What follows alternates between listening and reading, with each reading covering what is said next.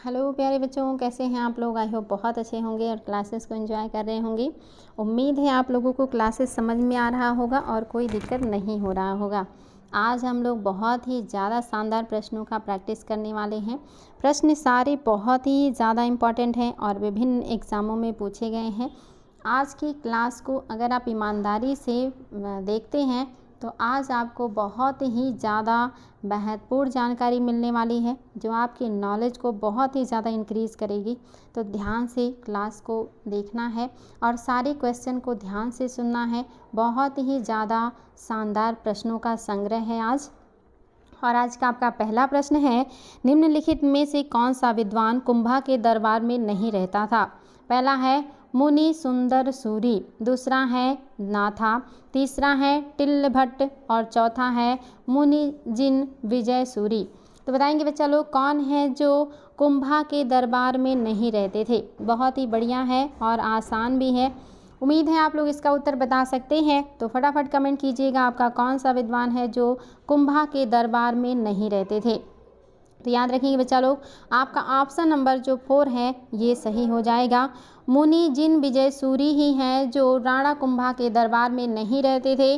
बाकी मुनि सुंदर सूरी, नाथा, टिल्ला भट्ट ये सभी लोग कुंभा के दरबार में रहते थे। चलिए देखते हैं हमारा अगला क्वेश्चन। नेक्स्ट क्वेश्चन है, निम्नलिखित कथनों में से कौन सा सही नहीं है। इसमें से कोई स्टेटमेंट है जो कि सही नहीं है, यानी कि बाकी सभी सही हैं, कोई एक है जो कि सही नहीं है। पहला ऑप्शन है, सर्वप्रथम जैनुल आबिदीन ने जजिया कर को समाप्त किया था। दूसरा ऑप्शन है, बहमनी राज्य की स्थापना अलाउद्दीन हसन ने किया था। तीसरा ऑप्शन है, बहमनी राज्य की प्रथम राजधानी गुलबर्गा थी। और चौथा है, बहमनी राज्य को 15वीं सदी में स्थापित किया गया था। तो फटाफट उत्तर देंगे कौन सा है जो कि आपका सही नहीं है। और ये बहुत ही ज़्यादा इम्पॉर्टेंट प्रश्न है, याद रखेंगे आपका कौन सा सत्य नहीं है। ये सारी चीज़ें क्लियर होना चाहिए। फटाफट उत्तर दीजिएगा, आप लोगों के उत्तर का इंतज़ार है। और आप सभी को पता है कि आपका जो ऑप्शन नंबर 4 है ये सही नहीं है, क्योंकि ये बहमनी जो राज्य की स्थापना हुई थी ये हुआ था आपका 1347 ईस्वी में। 1347 ईस्वी में बहमनी राज्य की स्थापना हुई थी और उस हिसाब से ये 15वीं नहीं बल्कि 14वीं शताब्दी होगा। ये चीज़ याद रखिएगा, ये ईयर एग्ज़ाम में पूछा हुआ है, पीसीएस का क्वेश्चन है ये। तो यहाँ से आपकी बहुत सारी चीज़ें क्लियर हो जाएंगी। 1347 में बहमनी राज्य की स्थापना हुई है और ये 14वीं शताब्दी की घटना, इसलिए चौथा सही नहीं है। बाकी सारी बातें बिल्कुल सही हैं। सर्वप्रथम जैनुल आबिदीन, जिन्हें जम्मू कश्मीर का अकबर और अलाउद्दीन खिलजी कहा जाता है, इन्होंने जजिया कर को समाप्त किया था। और बहमनी राज्य की स्थापना अलाउद्दीन हसन ने किया था। इन्हीं को हसन गंगू भी कहा जाता है।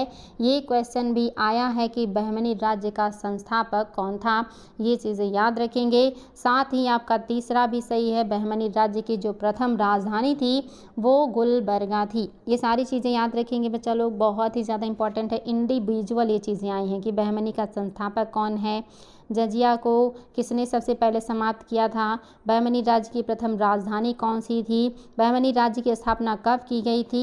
ये चार क्वेश्चन को मैंने आप लोगों को एक ही जो है क्वेश्चन के माध्यम से क्लियर कर दिया है। और अगला क्वेश्चन भी इसी तरह का है। देखिए बच्चा लोग, कौन सा है जो कि सही है, कौन सा है जो कि सही है आपको ये बताना है। और आपके सामने दिया है स्टेटमेंट 5, इसमें से आपको बताना है कि कौन सा है जो कि सही है। पहला है, बीजापुर में आदिल शाही राजवंश की स्थापना यूसुफ आदिल शाह ने किया था।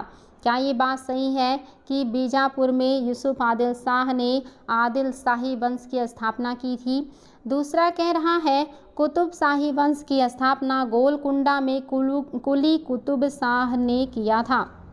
और तीसरा है, निजाम शाही वंश की स्थापना अहमदनगर में मलिक अहमद ने किया था। और चौथा है, सरकी शाही राजवंश ने जौनपुर में शासन किया था। इस वंश की स्थापना मलिक सरवर ने की थी। और पांचवा है, उपयुक्त सभी कथन तथ्य हैं। तो बताएंगे बच्चा लोग निम्नलिखित में से कौन सी बातें हैं जो कि आपकी सही हैं। और ये भी बहुत ही इम्पॉर्टेंट है और विभिन्न एग्ज़ामों में पूछा गया प्रश्न है। इस एक क्वेश्चन से आप लोगों का बहुत ज़्यादा पॉइंट क्लियर होने वाला है। और अभी आप लोगों को फटाफट बता देना है कि कौन सी बातें हैं जो कि सही हैं। तो याद रखेंगे बच्चा लोग, यहाँ पे लिखी हुई सभी बातें सही हैं, सभी सही हैं। ये क्वेश्चन आया है कि बीजापुर में कौन सा वंश था कूट मिलाने के लिए? आदिल शाही। ये भी आया है कि आदिल शाही का संस्थापक कौन था? यूसुफ आदिल शाह। ये भी आया है कि कुतुब शाही वंश कहाँ पे डेवलप हुआ? गोलकुंडा में। किसने स्थापना की? कुली कुतुब शाह ने। निजाम शाही वंश कहाँ डेवलप हुआ? अहमदनगर में। किसने डेवलप किया? मलिक अहमद ने। सरकी शाही कहाँ का था? जौनपुर का था। किसने इसको डेवलप किया? मलिक सरवर ने। देखिए कितने क्वेश्चन आपके इस क्लास में या इस क्वेश्चन में समाहित हैं। ये कूट में भी आए हुए क्वेश्चन हैं, एक तरफ ये राज्य होंगे, दूसरी तरफ वंश होगा। ये बहुत इंपॉर्टेंट है और इसके अलावा संस्थापक भी होते हैं ये कूट में भी, और इंडिविजुअल भी अनगिनत बार एग्ज़ाम में पूछे गए हैं। एक क्वेश्चन से आप लोगों का लगभग यहाँ से 10 प्रश्न क्लियर हो जाएगा अगर आप इसको ध्यान से बार बार रिवीजन करते हैं तो। चलिए बच्चा लोग, अगला क्वेश्चन भी आप लोगों का बहुत ही ज़बरदस्त है। क्वेश्चन है, इब्राहिम आदिल शाह द्वितीय के बारे में कौन सा कथन सत्य नहीं है? इब्राहिम आदिल शाह के बारे में कल भी आपने लिखा था या सॉल्व किया था। इन्होंने किताब ये नौरस लिखा है, जो हिंदू और मुस्लिम दोनों की संस्कृति का समन्वय है। किताब ये नौरस। तो आपको बताना है बच्चा लोग, इनके बारे में कौन सा है जो सही नहीं है। पहला है, इब्राहिम आदिल शाह द्वितीय एक महान विद्या प्रेमी तथा विद्या का संरक्षक था। दूसरा है, इब्राहिम आदिल शाह को उसकी प्रजा उसके उदार दृष्टिकोण के कारण उसे जगत गुरु की उपाधि से संबोधित करती थी। तीसरा है, गरीबों की सहायता करने के कारण इब्राहिम आदिल शाह को अबला बाबा या निर्धनों का मित्र कहा जाता था। और चौथा है कि उपयुक्त में से कोई भी गलत नहीं है। तो बताएंगे बच्चा लोग कौन सी बातें हैं जो सही हैं। बहुत ही बढ़िया प्रश्न है और उम्मीद है आप सभी लोग इसका उत्तर दे सकेंगे। ये विभिन्न एग्जामों में पूछा हुआ प्रश्न है और बहुत ही ज़्यादा इम्पॉर्टेंट है। इसमें से एक एक स्टेटमेंट आपका कई बार पीसीएस में पूछा गया है, तो सारे स्टेटमेंट इसके बहुत इंपॉर्टेंट हैं। अब आपको फटाफट बता देना है कि कौन सी बातें हैं जो कि करेक्ट हैं। याद रखेंगे बच्चा लोग, इसका चौथा ऑप्शन जो है ये बिल्कुल सही है, यानी कि इनमें से ऐसा कोई नहीं है जो सही ना हो। इब्राहिम आदिल शाह द्वितीय एक महान विद्या प्रेमी और विद्या का संरक्षक था, बिल्कुल सही है।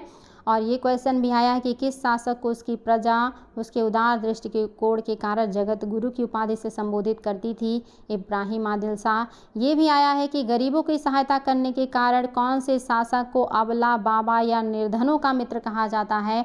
इब्राहिम आदिल शाह। एक एक स्टेटमेंट आपका एक एक क्वेश्चन का जवाब है। ये सारी बातें बिल्कुल करेक्ट हैं। आप सभी को ये सारी चीज़ें बिल्कुल ध्यान देना है बच्चा लोग। ये सभी पीसीएस और आईएएस से लिए गए हैं और साथ ही विभिन्न एग्ज़ामों में भी पूछे गए हैं। देखिए अगला क्वेश्चन भी कितना बढ़िया है और आपको बताना है, अहमदनगर के निज़ाम शाही वंश का अंत कैसे हुआ? अहमदनगर का जो निज़ाम शाही वंश था, इसका अंत कैसे हुआ है? आप सभी को पता है निज़ाम शाही वंश गोलकुंडा, बीजापुर, इन सभी को अपने साम्राज्य में मिलाया था मुग़लों ने। तो आपको बताना है कि कौन सा है जो सही है। पहला कह रहा है कि अहमदनगर को मुग़ल साम्राज्य में मिलाकर हुसैन शाह को आजीवन कारावास दे दिया गया। दूसरा कह रहा है मुग़ल सेना ने दौलताबाद किला ध्वस्त कर दिया और अहमदनगर के निज़ाम उल मुल्क की हत्या कर दी। तीसरा कह रहा है कि फ़तेह खान ने निज़ाम उल मुल्क की राजगद्दी छीन ली। और चौथा कह रहा है कि 1631 ईस्वी में मुग़ल के साथ युद्ध में मलिक अंबर पराजित हुआ और संपूर्ण राज परिवार मुग़ल सेना द्वारा मार दिया गया। तो बताएंगे बच्चा लोग कौन सा है जो कि सही हो जाएगा। और ये भी बहुत ही ज़्यादा शानदार प्रश्न है, आईएएस का प्रश्न है, याद रखेंगे आईएएस में आया हुआ प्रश्न है ये। और ये जो है आपका कौन सा सही है, फटाफट उत्तर दीजिएगा बिना देरी किए। आपका पहला बिल्कुल करेक्ट है, अहमदनगर को मुग़ल साम्राज्य में मिला लिया गया और हुसैन शाह को आजीवन कारावास में डाल दिया गया। ये काम किसने किया था? शाहजहां ने अपने छल बल के प्रयोग के द्वारा अहमदनगर पर अधिकार कर लिया था और इनको ग्वालियर के किले में कैद कर दिया था। इसलिए इनका जो साम्राज्य है मुग़ल साम्राज्य में मिला लिया गया और इस तरह से इस राजवंश का अंत हो गया। ऑप्शन नंबर फर्स्ट बिल्कुल करेक्ट है। देखिए अगला क्वेश्चन भी बहुत ही शानदार है। निम्नलिखित में से कौन सा सही सुमेलित नहीं है? आपको ये बताना है। कोई एक है जो कि सही सुमेलित नहीं है। पहला है बाज बहादुर, क्या ये मालवा के थे? दूसरा है कुतुब शाह, क्या ये गोलकुंडा के थे? तीसरा है सुल्तान मुजफ्फर शाह, क्या ये गुजरात के थे? और चौथा है यूसुफ आदिल शाह, क्या ये अहमदनगर के थे? फटाफट बताइएगा बच्चा लोग कौन सा है जो कि सुमेलित नहीं है। और ये बहुत ही शानदार प्रश्न है, उम्मीद है आप लोग इसका उत्तर बता पाएंगे। आप सभी के लिए सारे प्रश्न बहुत ही हेल्पफुल होंगे, बशर्ते आप इसको बार बार रिवीजन करते रहिएगा।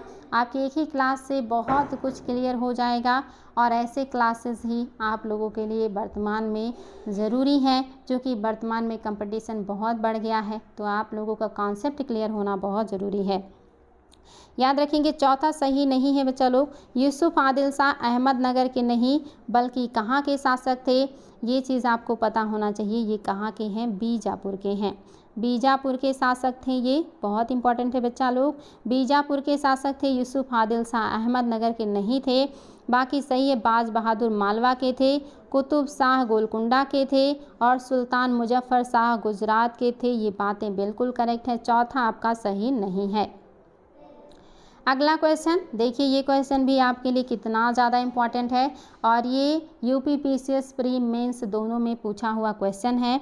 आपको बताना इसमें से कौन सा है एक राज्य और राजधानियों में सुमेलित नहीं है। क्या काकतीय वंश की राजधानी देवगिरी थी? मतलब इसमें से कोई एक सुमेलित है, बाकी सब सुमेलित नहीं है। क्या काकतीय राजवंश की राजधानी देवगिरी थी?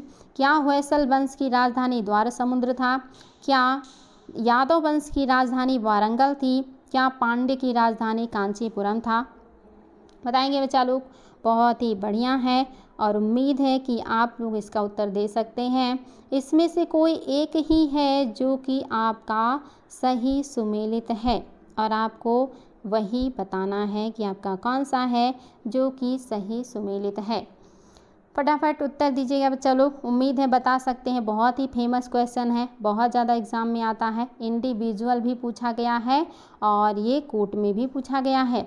देखिए आपका जो ऑप्शन नंबर 2 है बिल्कुल सही है। होयसलों का जो राजधानी था वो द्वार समुद्र था, बिल्कुल करेक्ट है। लेकिन जो देवगिरी है ये किसकी राजधानी थी? आप सभी को पता हो कि ये देवगिरी यादवों की राजधानी है। देवगिरी पर ही तो आक्रमण करके यादवों को पराजित करके ही तो खिलजी जो है, अलाउद्दीन खिलजी इतने ज़्यादा पैसा प्राप्त किए थे। और जो काकतीय वंश था इसकी राजधानी वारंगल थी। बहुत इंपॉर्टेंट है बच्चा लोग, इंडिविजुअल भी पूछा गया है। वारंगल राजधानी थी। जो पांड्य थे इनकी राजधानी मदुरा थी। इनकी राजधानी क्या थी? मदुरा थी। मदुरा थी, कांचीपुरम इनकी राजधानी नहीं है। ये चोलों के काल से संबंधित है, इसलिए आपका केवल और केवल दूसरा सुमेलित है। बाकी चीज़ों को भी याद रखिएगा। काकतीय वंश का वारंगल, यादव वंश का देवगिरी, पांड्यों का मदुरा। बहुत ही शानदार, ये सारी चीज़ें आप लोगों को बिल्कुल क्लियर होनी चाहिए, क्योंकि ये विभिन्न एग्जामों में बार बार पूछे गए हैं। और आज के मैंने सारे क्वेश्चन आप लोगों के लिए अपने हाथों से बनाया है। लगभग 2 घंटे लगे हैं मुझे ये क्लास तैयार करने में, बहुत मेहनत किया है मैंने आज की क्लास में। तो आज आप लोगों को ये मेहनत भी दिखेगा। बस आप लोगों को भी अपनी मेहनत को बढ़ाना है और उम्मीद करेंगे कि आप लोग बहुत मेहनत करेंगे। कह रहा है होयसल स्मारक पाए जाते हैं कहाँ पर? ये आईएएस का क्वेश्चन है बच्चा लोग, आईएएस में आया हुआ है और ये आईएएस 2001 में आया था कि होयसल स्मारक कहाँ पाए जाते हैं। पहला है हम्पी और हासपेट में, दूसरा है हेलेबीड और बेलूर में, तीसरा है मैसूर और बेंगलुरु में, चौथा है श्रृंगेरी और धारवाड़ में। बताएंगे बच्चा लोग होयसल स्मारक कहाँ पाए जाते हैं। और उम्मीद है आप लोग इसका उत्तर दे सकते हैं। बहुत ही शानदार, और आप देख रहे हैं आईएएस का क्वेश्चन है और इसमें से एक एक चीज़ें आपके लिए बहुत ही ज़्यादा इम्पॉर्टेंट हैं। तो फटाफट कमेंट कीजिएगा, आप लोगों के उत्तर का इंतज़ार है मुझे और आप सभी को इसका उत्तर पता हो। बहुत इंपॉर्टेंट है, हेलेबीड और बेल्लूर में, हेलेबीड और बेल्लूर में है होयसल स्मारक। याद रखेंगे बच्चा लोग, होयसल स्मारक कहाँ है? हेलेबीड और बेल्लूर में। और होयसल आप सभी को पता है इसकी राजधानी क्या थी? द्वार समुद्र। चलिए बच्चा लोग देखते हैं अगला क्वेश्चन। गोल गुंबद के बारे में कौन सा कथन सत्य नहीं है? गोल गुंबद के बारे में कौन सी बात है जो सही नहीं है, आपको ये बताना है। कह रहा है बीजापुर के मोहम्मद आदिल शाह का मकबरा गोल गुंबद के नाम से विख्यात है। क्या ये बात सही है? दूसरा, गोल गुंबद भारत के विशालतम ऐतिहासिक भवनों में शामिल है। क्या ये बात सही है? तीसरा, गोल गुंबद विश्व के विशालतम गुंबदों में से एक है। इसका जो बा है, यहाँ पे होगा बच्चा लोग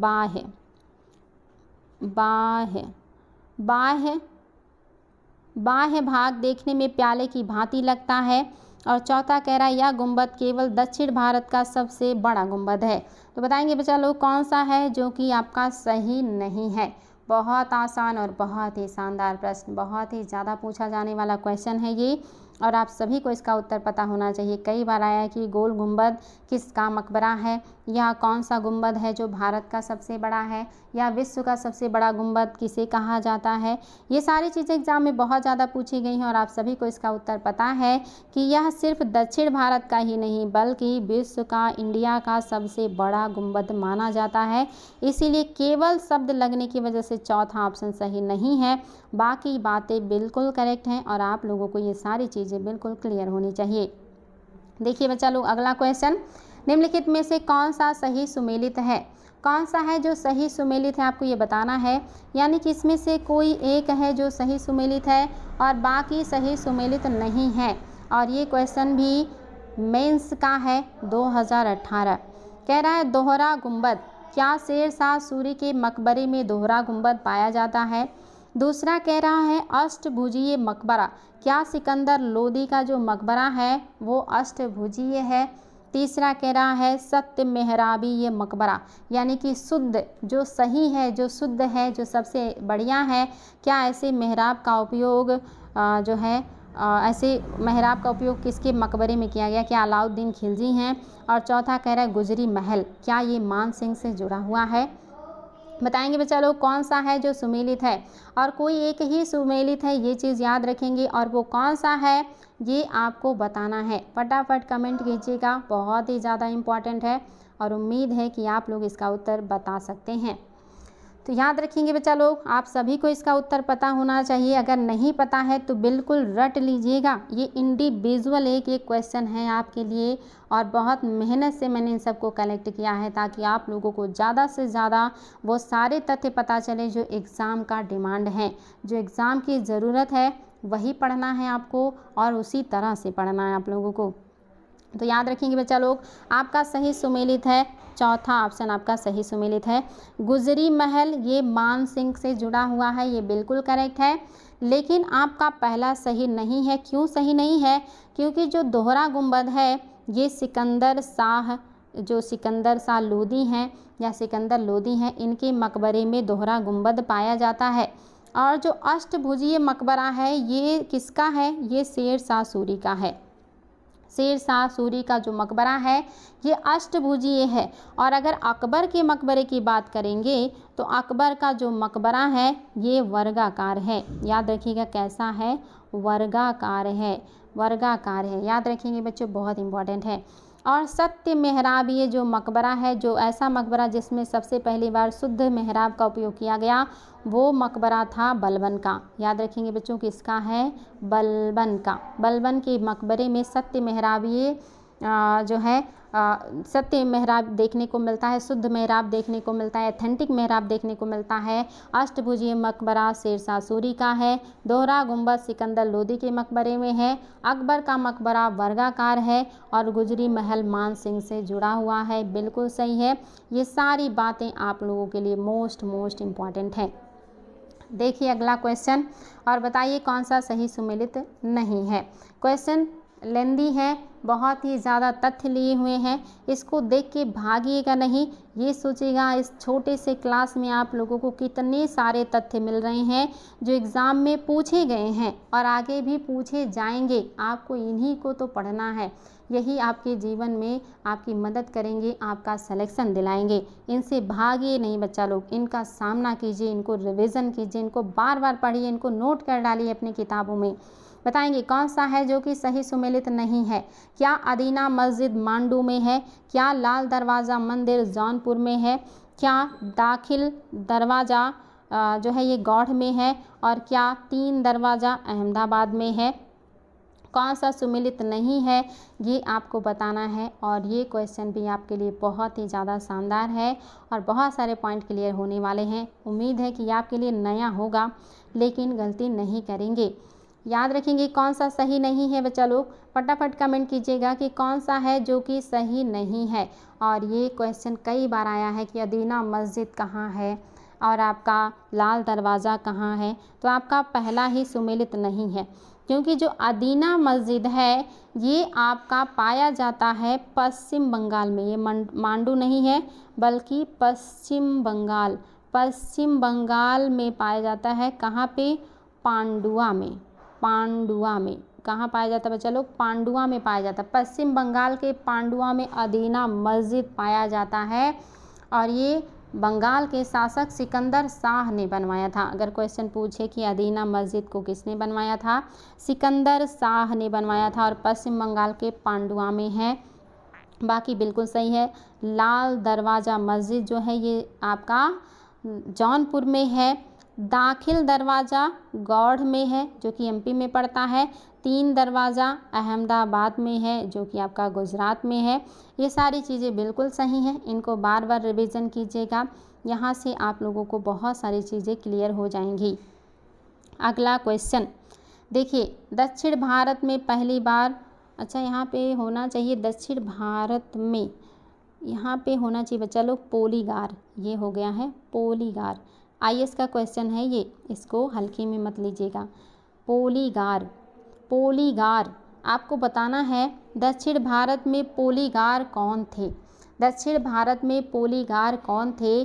साधारण जमींदार थे, महाजन थे, क्षेत्रीय प्रशासनिक और सैन्य नियंत्रक थे या धनाढ्य व्यापारी थे। बताएंगे बच्चा लोग दक्षिण भारत में पोलीगार कौन थे? फटाफट बताएंगे कौन सा है जो सही है। आईएएस 2015 का क्वेश्चन है ये, और ये आपके लिए बहुत ही ज़्यादा इम्पॉर्टेंट है। फटाफट कमेंट कीजिएगा। और यूपी पीसीएस प्री में भी आया हुआ है। तो आप लोगों को ने अगर क्वेश्चन प्रैक्टिस किया है, पहले से सॉल्व किया है, तो ये उत्तर आपको मिला होगा। अगर नहीं किया है तो कोई बात नहीं, आज के बाद से गलत नहीं करिएगा। ऑप्शन नंबर जो 3 है बिल्कुल करेक्ट है। क्षेत्रीय प्रशासनिक और सैन्य नियंत्रक हैं ये पोलीगार। और ये जो पोलीगार है क्या है? एक सामंती उपाधि जैसी है, जैसे सामंती उपाधि होता है, एक उपाधि है पोलीगार, जो कि दक्षिण भारत में जो शासक होते थे वो अपने यहाँ लोगों को क्षेत्रीय स्तर पर नियुक्त करते थे, जो प्रशासनिक और सैनिक नियंत्रण का काम करते थे। तो याद रखेंगे बच्चा लोग, आपका तीसरा बिल्कुल सही है। अगला देखिए, और ये क्वेश्चन भी बहुत ही इम्पॉर्टेंट है, उम्मीद है कि इसका उत्तर आप सभी को पता होगा। क्वेश्चन कह रहा है भक्ति आंदोलन को प्रारंभ किया था किसने? भक्ति आंदोलन को किसने प्रारंभ किया था, आपको ये बताना है। और ये क्वेश्चन भी कई बार आया हुआ है। उम्मीद है कि आप लोग इसका उत्तर तो बिल्कुल सही बताएंगे, और अगर गलत होता है तो बिल्कुल दुखी नहीं होना है बल्कि प्रसन्न होना है, ताकि आगे चल करके आप लोगों को इस तरह की समस्या ना हो। तो बताएंगे बच्चा लोग। चलिए मैं आप लोगों को कूट दे रही हूँ, कूट की सहायता से बताना है। ए में है पहला दूसरा, बी में है दूसरा और तीसरा, सी में है पहला और तीसरा, और डी में है या 4 में है सभी। बताएंगे बच्चा लोग कौन है जो कि आपका सही है। कूट की सहायता, ए में है पहला दूसरा, बी में है दूसरा और तीसरा, सी में है पहला और तीसरा, और डी में है सभी। बताइएगा बच्चा लोग, भक्ति आंदोलन को प्रारंभ किया गया था किसके द्वारा? बहुत ही शानदार प्रश्न है ये, याद रखिएगा, ये कई एग्जाम में आया हुआ क्वेश्चन है। तो आप सभी को ये पता होना चाहिए कि सबसे पहले भक्ति आंदोलन कहाँ शुरू हुआ था, ये क्वेश्चन भी आया है। सबसे पहले भक्ति आंदोलन द्रविड़ क्षेत्र में शुरू हुआ था, द्रविड़ क्षेत्र में, यानी कि दक्षिण के क्षेत्र में शुरू हुआ था। और इसको शुरू किसने किया है? अलवार और नैनार संतों ने। ये क्वेश्चन भी आया बच्चा लोग। अलवार और नैनार संत किसे कहते हैं? अलवार जो वैष्णव को मानते हैं, वैष्णव को मानते हैं, वो क्या है? वो हैं आपके अलवार।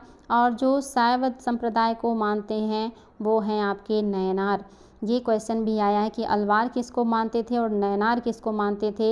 इन्हीं लोगों ने दक्षिण भारत में सबसे पहले भक्ति आंदोलन की शुरुआत की थी। और ये चीज़ें याद रखेंगे, बहुत ही ज़्यादा इम्पॉर्टेंट है। सबसे पहले दक्षिण में ही भक्ति आंदोलन शुरू हुआ था। ये चीज़ें सब आपकी क्लियर होनी चाहिए। आगे आप लोग को जब भी क्वेश्चन मिले कन्फ्यूज़ बिल्कुल मत होइएगा। चलिए देखते हैं हमारा अगला क्वेश्चन। मध्यकालीन भारत के धार्मिक इतिहास के संदर्भ में सूफी संत निम्नलिखित में से किस तरह के आचरण का निर्वाह नहीं करते थे? इनमें से कौन सा है जो सूफी संतों के आचरण के निर्वाह से जुड़ा हुआ नहीं है? बाकी सभी उनके आचरण को परिभाषित करेंगे। पहला ऑप्शन है ध्यान, साधना और श्वास नियमन। दूसरा है एकांत में कठोर यौगिक व्यायाम। तीसरा है श्रोताओं में आध्यात्मिक हर्ष उन्माद उत्पन्न करना। चौथा है पवित्र गीतों का गायन करना तथा उसके माध्यम से अपनी बातों को आम जनजीवन को समझाना। और चौथा है उपर्युक्त में से कोई भी नहीं, यानी कि इसमें से कोई भी गलत नहीं है, सभी सही हैं। बताएंगे बच्चा लोग कौन सी बातें हैं जो मध्यकालीन भारत में धार्मिक इतिहास के संदर्भ में सूफी संतों के बारे में सही हैं। बहुत ही शानदार प्रश्न है ये, और ये बहुत ही ज़्यादा पूछा जाने वाला क्वेश्चन है। सूफी संत टॉपिक भी बहुत ही ज़्यादा इम्पॉर्टेंट रहता है आप लोगों के लिए। तो फटाफट बताएंगे बच्चा लोग कौन हो सकते हैं वो, और आप लोगों को इसका उत्तर पता होना चाहिए। अगर नहीं पढ़ा है तो क्लियर रखिएगा, ये सारी बातें बिल्कुल करेक्ट हैं। सूफी संत ध्यान, साधना और श्वास नियमन यानी कि योग भी करते थे। एकांत में कठोर यौगिक व्यायाम भी करते थे, यानी कि यौगिक मतलब योग। और श्रोताओं में आध्यात्मिक हर्ष उन्माद भी उत्पन्न करते थे। और सबसे बड़ी बात, ये पवित्र गीतों का गायन करते थे और उन्हीं गीतों के माध्यम से आम जनजीवन को समझाते थे, क्योंकि इसको वो आसानी से समझ लिया करते थे। तो सारी बातें बिल्कुल करेक्ट है बच्चा लोग, ऐसा कोई भी नहीं है जो सही ना हो, इसलिए आपका ऑप्शन नंबर 5 बिल्कुल सही हो जाएगा। चलिए देखते हैं हमारा अगला क्वेश्चन। कोई भी व्यक्ति किसी व्यक्ति से उसका धर्म, संप्रदाय या जाति ना पूछो, यह कथन किसका है? कितना बढ़िया बात है ये, और आयोग ने इसको कई बार पूछा है। इतनी अच्छी बातें आजकल के ज़माने में भी लोगों को समझ में नहीं आती। आज भी पता नहीं क्यों हम जाति धर्म से ऊपर उठकर नहीं सोच पाते, निष्पक्ष नहीं हो पाते। हम अभी उन्हीं रूढ़ी बंधनों में बंधे हुए हैं जो मात्र कुछ स्वार्थी लोगों ने समाज में बना करके थोप दिया था। इससे ऊपर कब उठेंगे पता नहीं, लेकिन आपको बताना है कि किस महान व्यक्तित्व ने कहा कि कोई भी उससे उसका धर्म ना पूछे, संप्रदाय ना पूछे, जाति ना पूछे। बताएंगे बच्चा लोग किसने कहा? कबीर ने, रामानंद ने, रामानुज ने या चैतन्य ने? किसका स्टेटमेंट है ये? फटाफट बताइएगा। बहुत ही शानदार है ये, और उम्मीद है आयोग का पसंदीदा क्वेश्चन है, तो आप लोगों को भी इसका उत्तर पता होगा। याद रखेंगे, आपने नाम सुना होगा रामानंद का। रामानंद के जो शिष्य थे ये सभी जातियों और संप्रदायों से जुड़े हुए थे। इन्होंने लगभग सभी जाति और संप्रदाय के लोगों को अपना शिष्यत्व प्रदान किया था। महान व्यक्तित्व हैं ये रामानंद, जो उस समय में भी इतनी महान सोच रखते थे और जाति, धर्म और संप्रदाय से ऊपर उठ कर के बात करते थे, और अपने शिष्यों को ये नहीं देखते थे कि वो किस जाति, संप्रदाय और कम्युनिटी से आए हैं। चलिए बच्चा लोग देखते हैं हमारा अगला क्वेश्चन, और ये क्वेश्चन भी देखिए बहुत ही शानदार है। क्वेश्चन बड़ा हो देख के ना घबराया करें, बड़े क्वेश्चन से कॉन्सेप्ट क्लियर होता है। भक्ति आंदोलन के बारे में कौन सा कथन सही नहीं है? पहला है भक्ति आंदोलन का इतिहास महान धर्म सुधारक रामानुज के समय से प्रारंभ हुआ। क्या भक्ति आंदोलन महान जो धर्म सुधारक है रामानुज ने शुरू किया था? दूसरा, इन्होंने बौद्ध धर्म के प्रभाव को समाप्त करने के लिए 8वीं शताब्दी में अद्वैतवाद दर्शन का प्रतिपादन किया था। क्या रामानुजाचार्य ने अद्वैतवाद दर्शन का प्रतिपादन किया था? आगे है भक्ति आंदोलन का पुनर्जन्म 15वीं और 16वीं सदी ईस्वी में हुआ। क्या ये बात सही है? और चौथा है इसके नेतृत्वकर्ता के रूप में कबीर, नानक, तुलसी, सूरदास एवं मीराबाई थे। बताएंगे बच्चा लोग कौन सा है जो सही नहीं है, और आप सभी को इसका उत्तर पता होना चाहिए। अगर नहीं पता है तो कोई बात नहीं, यहाँ पे लिखा हुआ एक एक स्टेटमेंट आप लोगों के लिए बहुत ही ज़्यादा महत्वपूर्ण है। इन सब को रिवीजन करते रहिएगा समय समय पर। याद रखेंगे पहला सही नहीं है। भक्ति आंदोलन का इतिहास महान धर्म सुधारक रामानुज नहीं है, बल्कि कौन है? शंकराचार्य हैं। शंकराचार्य, आप सभी को ये नाम पता होगा। शंकराचार्य, आदि गुरु शंकराचार्य इसके समय से प्रारंभ हुआ, और इन्होंने बौद्ध धर्म के प्रभाव को समाप्त करने के लिए 8वीं शताब्दी में अद्वैत दर्शन का प्रतिपादन किया। अद्वैतवाद किसका है? शंकराचार्य का है। भक्ति आंदोलन का पुनर्जन्म 15वीं और 16वीं सदी में हुआ है, बिल्कुल सही बात है। और इसके नेतृत्वकर्ता में कबीर हैं, नानक हैं, तुलसी हैं, सूरदास हैं, मीराबाई हैं। ऐसे विभिन्न संतों ने इस भक्ति आंदोलन को आगे बढ़ाया और समाज की बुराइयों को दूर करने का प्रयास किया। इस तरह के सारे बातें बिल्कुल सही हैं। देखिए अगला क्वेश्चन भी बहुत ही ज़बरदस्त है। निम्नलिखित में से कौन सा कथन सत्य नहीं है? कौन सा कथन है जो कि सही नहीं है और आपको ये बताना है। पहला है, बुद्ध और मीराबाई के जीवन दर्शन में मुख्य साम्यता संसार दुखपूर्ण है माना जाता है। दूसरा कह रहा है, सभी संत ने अपनी वाणी को उसी भाषा में लिखा जिसे उनके भक्त समझते थे। तीसरा है, काम रूप में वैष्णव धर्म को लोकप्रिय बनाने का श्रेय चैतन्य प्रभु को जाता है।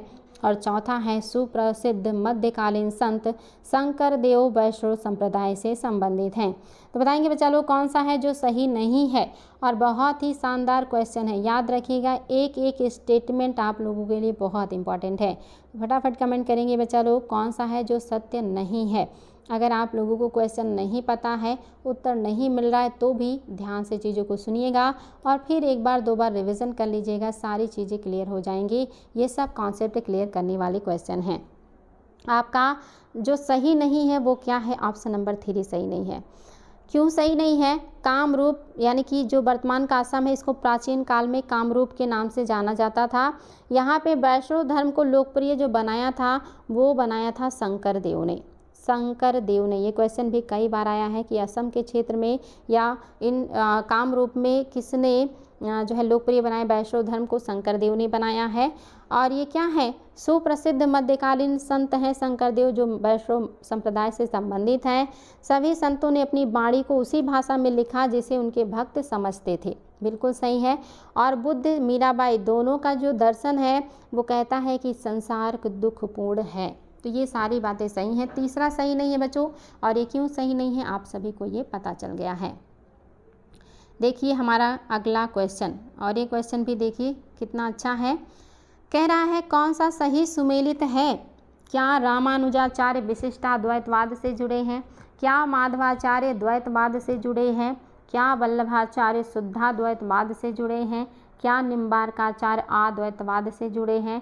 कौन सा है जो सही सुमेलित है? आपको सही सुमेलित बताना है और उम्मीद है कि आप बता सकते हैं कि आपका कौन सा है जो कि आपका सही सुमेलित है।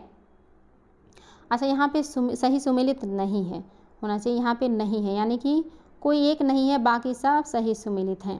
बताएंगे बच्चा लोग कौन सा है जो कि आपका सही सुमेलित नहीं है।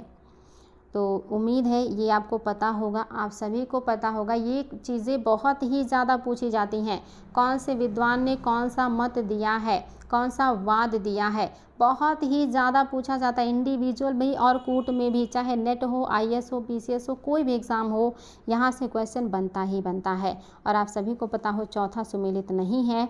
रामानुजाचार्य विशिष्टाद्वैतवाद से जुड़े हैं। राम विशिष्ट थे तो रामानुजाचार्य का विशिष्टाद्वैतवाद है। वल्लभाचार्य का शुद्धाद्वैतवाद है, बिल्कुल सही है। माधवाचार्य का द्वैतवाद है। आपने देखा था शंकराचार्य का था अद्वैतवाद, अभी आपने देखा है शंकराचार्य का था अद्वैतवाद। कैसे गलती हो सकती है आप लोगों से? अद्वैतवाद शंकराचार्य का है। निम्बार्काचार्य का है द्वैताद्वैतवाद। द्वैतवाद, द्वैत अद्वैत मिला करके द्वैताद्वैतवाद, ये निम्बार्काचार्य का है। याद रखेंगे बच्चा लोग। चौथा सही नहीं है, बाकी सभी सही हैं। बहुत ही महत्वपूर्ण क्वेश्चन है, इसको ज़रूर आप लोग रिवाइज कर लीजिएगा।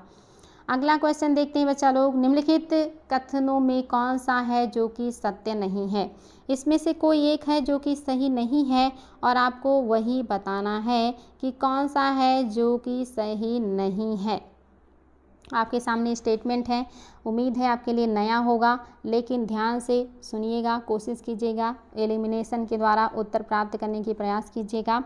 आपका पहला ऑप्शन कह रहा है वल्लभाचार्य की जन्मस्थली चंपारण छत्तीसगढ़ राज्य के रायपुर के निकट था। क्या ये बात सही है? दूसरा कह रहा है बीजक संत दादू दयाल के उपदेशों का एक संकलन है। तीसरा कह रहा है पुष्टि मार्ग के दर्शन वल्लभाचार्य द्वारा प्रतिपादित किया गया था। और चौथा कह रहा है कि निम्बार्काचार्य ने सनक संप्रदाय को प्रतिपादित किया था। IAS का क्वेश्चन है बच्चा लोग, तो फटाफट उत्तर दीजिएगा और उम्मीद करेंगे कि गलती नहीं करेंगे आप लोग, क्योंकि ये बहुत ही आसान क्वेश्चन है। अगर कुछ नहीं भी पता है तो इतना तो पता ही होगा कि कौन सा गलत है, क्योंकि आप सभी को पता है कि जो बीजक है ये दादू दयाल का नहीं बल्कि कबीर का है। गलत पूछ रहा था और आपको गलत ही बताना था। बीजक कबीर का है, दादू दयाल का नहीं है। वल्लभाचार्य की जन्मस्थली चंपारायण्य, चंपारायण्य होगा बच्चा लोग, चंपारायण्य, रायण्य ये है आपका छत्तीसगढ़ में, बिल्कुल सही है। ये अभी याद रखिएगा, छत्तीसगढ़ के रायपुर के निकट है चंपारायण। और आपका तीसरा भी सही है कि पुष्टि मार्ग के दर्शन वल्लभाचार्य द्वारा प्रतिपादित किया गया था। पुष्टि मार्ग के प्रतिपादक वल्लभाचार्य हैं, जिनका शुद्धाद्वैतवाद था। ये चीज़ बिल्कुल क्लियर होना चाहिए आप लोगों को। और आपका चौथा भी सही है, निम्बार्काचार्य जो कि द्वैताद्वैतवाद से जुड़े हैं, उन्होंने सनक संप्रदाय का प्रतिपादन किया था। ये बात बिल्कुल करेक्ट है बच्चा लोग। ये सारे पॉइंट्स आप लोगों के इंडिविजुअल भी आए हैं कि सनक संप्रदाय किसका है, पुष्टि मार्ग के प्रणेता कौन है, बीजक किसकी रचना है, चंपारण छत्तीसगढ़ में चंपारायण छत्तीसगढ़ किसकी जन्मस्थली है। ये सारी चीज़ें क्लियर रखिएगा। और देखिए अगला क्वेश्चन भी बहुत ही ज़्यादा बढ़िया क्वेश्चन है, कई बार आयोग के द्वारा पूछा गया है। ये IAS में भी आया है, PCS में भी आया है, याद रखिएगा, बहुत इम्पॉर्टेंट है। आपको इन संतों का सही कालक्रम बताना है। कौन सा एक सही कालक्रम में व्यवस्थित है, आपको ये ढूंढना है। क्या सबसे पहले में है कि पहले शंकराचार्य हैं, फिर रामानुजाचार्य हैं, फिर चैतन्य है। दूसरे में है रामानुजाचार्य, शंकराचार्य और चैतन्य। तीसरे में है रामानुज, चैतन्य और शंकराचार्य। चौथे में है शंकराचार्य, चैतन्य और रामानुज। तो बताएंगे बच्चा लोग कौन सा है जो कि सही क्रम है। याद रखिएगा, बहुत ही ज़्यादा इम्पॉर्टेंट है। शंकराचार्य कब के हैं, ये 8वीं सदी के हैं। कब के हैं, 8वीं सदी के हैं। और जो आपके रामानुजाचार्य हैं ये आपके 11वीं और 12वीं सदी के हैं, 11वीं 12वीं सदी के हैं। और जो आपके चैतन्य हैं ये आपके 15वीं और 16वीं से जुड़े हैं, 15वीं और 16वीं। तो समझ में आ गया, 8वीं के हैं पहले शंकराचार्य होंगे, 11वीं 12वीं के हैं रामानुजाचार्य होंगे, 16वीं 17वीं के या 15वीं 16वीं के हैं तो चैतन्य, 15वीं और 16वीं के हैं वो चैतन्य। आपका पहला ही सही है। देखिए ये IAS और PCS दोनों में पूछा गया प्रश्न है, तो निश्चित तौर पे आगे भी ये क्वेश्चन आएंगे। अगला क्वेश्चन है बच्चा लोग, ईश्वर केवल मनुष्य के सद्गुणों को पहचानता है तथा उसकी जाति नहीं पूछता। आगामी दुनिया में कोई जाति नहीं होगी। यह सिद्धांत किस भक्ति संत का है। देखिए ये संत भी बहुत महान हैं और इन्होंने आज से सदियों पहले घोषणा किया था कि ईश्वर जाति धर्म को नहीं देखता, मनुष्य के अच्छे गुणों को देखता है। और इन्होंने कहा आने वाले कुछ आगामी वर्षों में जो है ये समाप्त हो जाएगा, धरती से जाति समाप्त हो जाएगी। लेकिन क्या ये सही हुआ। सदियों पहले की गई उनकी घोषणा आज तक सही सिद्ध नहीं हुई, आज तक ये चीज़ें नहीं गई। कितनी जटिलता से हमारे समाज में व्याप्त हैं। कौन है वो महान व्यक्तित्व, रामानंद, दादू, नानक या रामानुज। बताएंगे बच्चा लोग कौन हो सकते हैं ये। और ये देखिए आयोग का क्वेश्चन है, आयोग ने भी ऐसे क्वेश्चन को बार बार पूछा है और आप सभी को इसका उत्तर पता होना चाहिए। बहुत ही शानदार क्वेश्चन है ये। और ये आपका PCS में भी आया हुआ है और आपकी और भी जो अलग एग्ज़ाम्स होते हैं उससे भी जुड़ा हुआ है। आपका ऑप्शन नंबर जो 3 है ये बिल्कुल करेक्ट है। जो आपके नानक हैं इन्होंने ही ये स्टेटमेंट कहा था। नानक भी बहुत ही क्रांतिकारी व्यक्तित्व रखते थे और बहुत ही जो है अच्छी बातें करते थे। तो बच्चा लोग आपका तीसरा जो है यही सही है, नानक का स्टेटमेंट है। देखिए अगला क्वेश्चन, और ये भी क्रम में लगाना है, ये भी IAS PCS दोनों में आया हुआ प्रश्न है। आपको बताना है कौन सा है जो सही क्रम में लगा है। पहले में है कबीर, गुरु नानक, चैतन्य और मीराबाई। दूसरे में है कबीर, चैतन्य, गुरु नानक और मीराबाई। तीसरे में है कबीर, मीराबाई, चैतन्य और गुरु नानक। चौथे में गुरु नानक, चैतन्य, मीराबाई और कबीर। बताएंगे बच्चा लोग कौन सा क्रम है जो कि आपका सही है। और इसके लिए आप सभी को पता होना चाहिए कि कौन किसके काल में जुड़ा हुआ है। कबीर कब का है, तो कबीर जो हैं ये आपके 14वीं 15वीं शताब्दी के हैं। कबीर और नानक ये लोग क्या हैं, लगभग 14वीं 15वीं शताब्दी के हैं। और इसमें से आप देख रहे हैं 14वीं शताब्दी के शुरुआत में है कबीर लगभग 1300, यानी कि जो है कबीर ये कब के हैं? अच्छा, गुरु नानक को मैंने 15वीं 16वीं बताई थी, ठीक है। ये कब के हैं? 14वीं 15वीं हैं। और नानक जो हैं ये 15वीं और 16वीं शताब्दी के हैं, 15वीं और 16वीं शताब्दी के हैं। जो चैतन्य महाप्रभु हैं ये भी 15वीं 16वीं की हैं, लेकिन ये और लास्ट के हैं, ये भी और लास्ट के हैं, यानी कि बाद के हैं। और जो मीराबाई हैं ये आपकी 15वीं और 16वीं की हैं, लेकिन ये भी क्या हैं? ये और भी ज़्यादा लास्ट की हैं। कितना ज़्यादा, मतलब बिल्कुल बारीक से दिया है, अगर नहीं पता रहेगा तो गलती हो जाएगी। देखिए मैं सबका ईयर लिख दे रही हूँ। कबीर जो हैं ये 1398 से लेकर के 1518 तक थे, ये कबीर का टाइम पीरियड है। इसके बाद बात करेंगे नानक का, तो इनका जन्म तो सभी को पता रहता है, 1469 से लेकर के 1534 तक का इनका टाइम पीरियड था, 1534। इसके बाद अगर हम बात करेंगे चैतन्य का, तो ये 1486 से हैं, 1486। देखिए चैतन्य इनके बाद आए हैं, 86 से हैं, और ये भी 1534 तक हैं, 1534 तक। अच्छा, गुरु नानक का 39 होगा बच्चा लोग, दोनों सेम नहीं होगा, ये 39 है और ये होगा आपका 34। स्किप हो जाती हैं दिमाग से बहुत सारी चीज़ें, इतने तथ्य हैं हिस्ट्री में। और मीराबाई का जो जन्म हुआ था वो 1498 में और 1557 के बीच का है, 1498 का है। तो ये 1469 है, ये 1486 है, और मीराबाई 98 हैं। तो इसी तरह से आपका पहला सही है, कबीर, गुरु नानक, चैतन्य और मीराबाई। अगला क्वेश्चन, ये भी क्वेश्चन बहुत ही अच्छा है। कौन सा सही नहीं है आपको ये बताना है। निम्नलिखित में से कौन सा कथन सत्य नहीं है? पहला स्टेटमेंट है, गुरु नानक का जन्म स्थान है ननकाना, जिसे तलवंडी के नाम से जाना जाता है। दूसरा है, इनका जन्म 15 अप्रैल 1469 को हुआ था। तीसरा है, गुरु नानक की मृत्यु 1539 ईस्वी में करतारपुर पाकिस्तान में हुआ था। और चौथा है, गुरु नानक ईश्वर को एक मानते हैं तथा सगुण और अवतारवाद में विश्वास करते हैं। कौन सा सत्य नहीं है? और इसका तो मैक्सिमम चीज़ आप लोगों का क्लियर है, और इसमें तो आप लोगों को बिल्कुल भी समस्या नहीं होना चाहिए। याद रखेंगे बच्चा लोग, बहुत ही ज़्यादा इम्पॉर्टेंट है, और उम्मीद करेंगे कि इसका उत्तर आप लोग गलत नहीं करेंगे।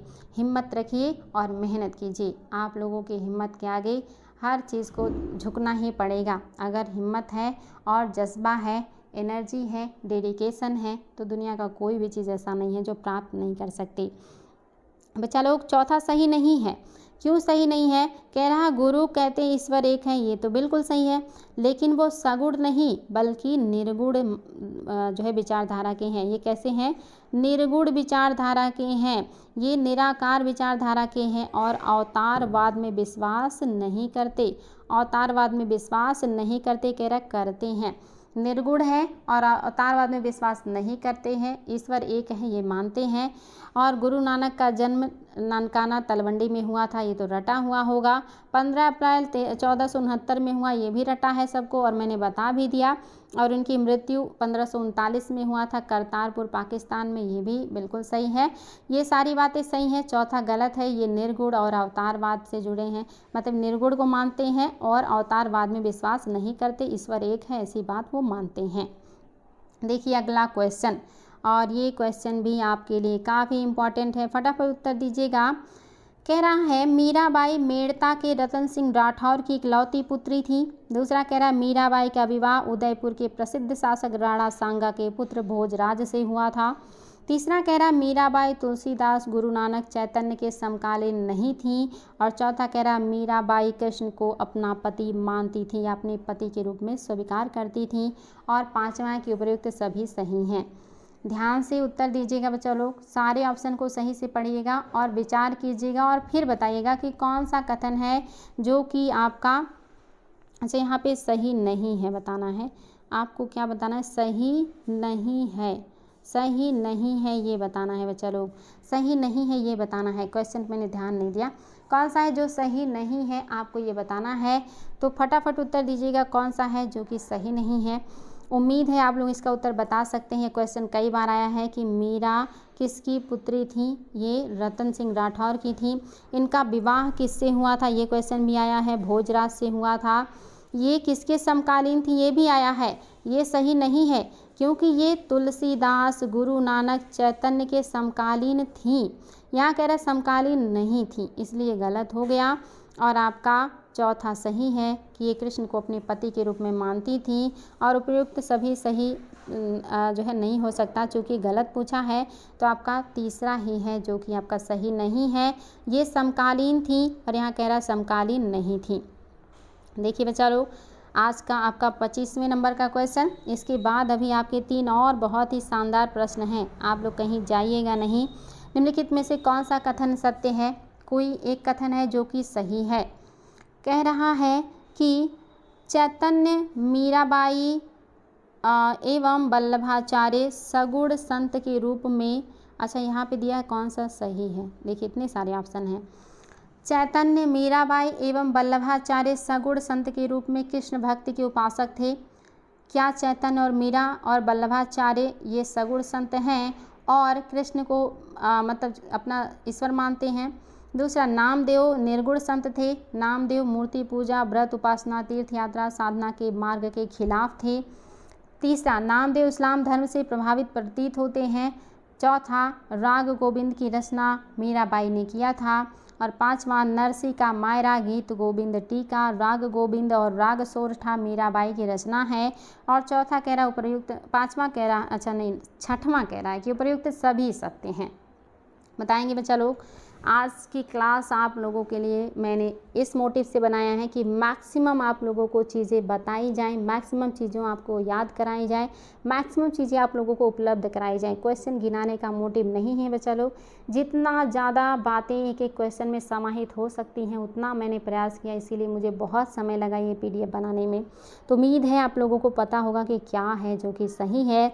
यहाँ पे लिखी गई सारी बातें सही हैं बच्चा लोग, सारी बातें बिल्कुल करेक्ट हैं। ये सारे एक एक बार एग्जाम में क्वेश्चन आए हैं। चैतन्य, मीराबाई, वल्लभाचार्य सगुण संत हैं और कृष्ण भक्ति धारा से जुड़े हैं।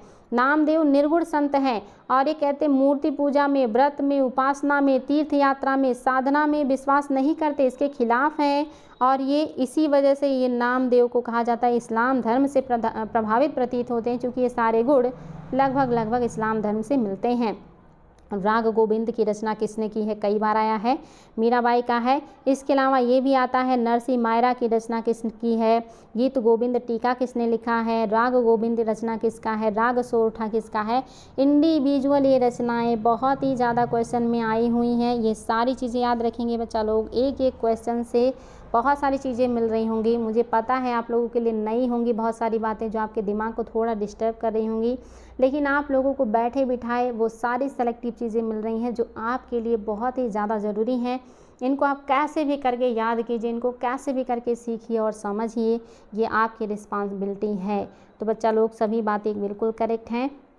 और देखते हमारा आज का 26वां क्वेश्चन।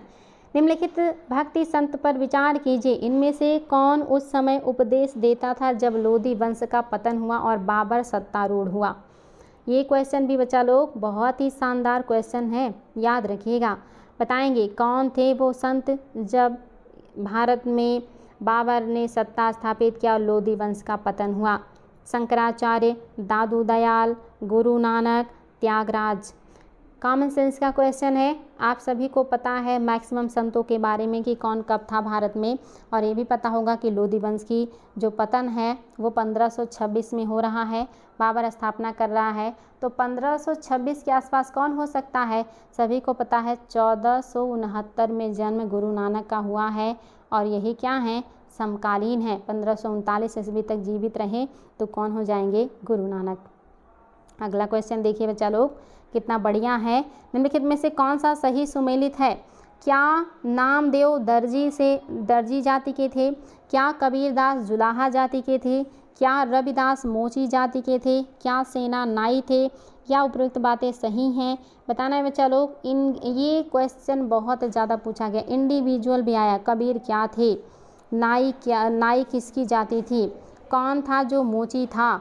याद रखिए बच्चा लोग, यहाँ पे लिखी हुई सारी बातें बिल्कुल करेक्ट है, सभी सही सुमेलित हैं, कोई ऐसा नहीं है जो मिसमैच हो। ऑप्शन नंबर 5 बिल्कुल करेक्ट है, ये बिल्कुल याद कर लीजिएगा। नामदेव दर्जी थे, कबीर जुलाहा थे, रविदास मोची थे, सेना नाई थे। बहुत ही ज़्यादा इम्पॉर्टेंट आज की क्लास है और आज का ये आपका आखिरी क्वेश्चन है और उम्मीद करेंगे कि आपको ये आखिरी क्वेश्चन सॉल्व करके बहुत ही ज़्यादा अच्छा लगेगा। देखिए, बताना है कि कौन सा है जो सही नहीं है। कोई एक स्टेटमेंट गलत है और बाकी सभी सही हैं। क्या चैतन्य महाप्रभु वैष्णव संप्रदाय से संबंधित हैं? क्या तुलसीदास अकबर तथा जहांगीर के समकालीन थे? क्या रामचरितमानस नामक ग्रंथ की रचना अवधी भाषा में की गई थी? क्या गीतावली, कवितावली, विनय पत्रिका, दोहावली रामचरितमानस तुलसीदास ने लिखा है? क्या पार्वती मंगल, जानकी मंगल, भरभय रामायण, कृष्ण गीतावली सूरदास की रचना है? बताएंगे बच्चा लोग। बहुत ही शानदार है और उम्मीद करेंगे कि आप लोग इसको गलत नहीं करेंगे। बहुत ही ज़्यादा इम्पॉर्टेंट, इसमें से एक एक स्टेटमेंट आपका आयोग का एक एक क्वेश्चन का उत्तर है और आप लोगों को इसका उत्तर बताना है। तो उम्मीद करेंगे कि आप लोग इसका उत्तर बहुत अच्छे से बता सकते हैं और ये आपके लिए बहुत इम्पॉर्टेंट है। आज का लास्ट क्वेश्चन है, इसीलिए मैं आप लोगों को इसका जो है उत्तर बताने के लिए थोड़ा सा समय दे रही हूँ। तो फटाफट बताएंगे बच्चा लोग कौन सा है जो कि आपका सही हो जाएगा, यानी कि जो सही नहीं है। तो फटाफट आप सभी को पता होना चाहिए कि जो चैतन्य महाप्रभु हैं ये किससे जुड़े हुए हैं, ये कौन से संत हैं। पहले ही मैंने आप लोगों को बताया था कि जो चैतन्य महाप्रभु हैं वो आपके कृष्ण से जुड़े हैं। तो आपका पहला जो है ये सही नहीं होगा, पहला ही सही नहीं है।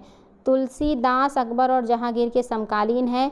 रामचरित नामक ग्रंथ की रचना अवधी भाषा में किया गया है।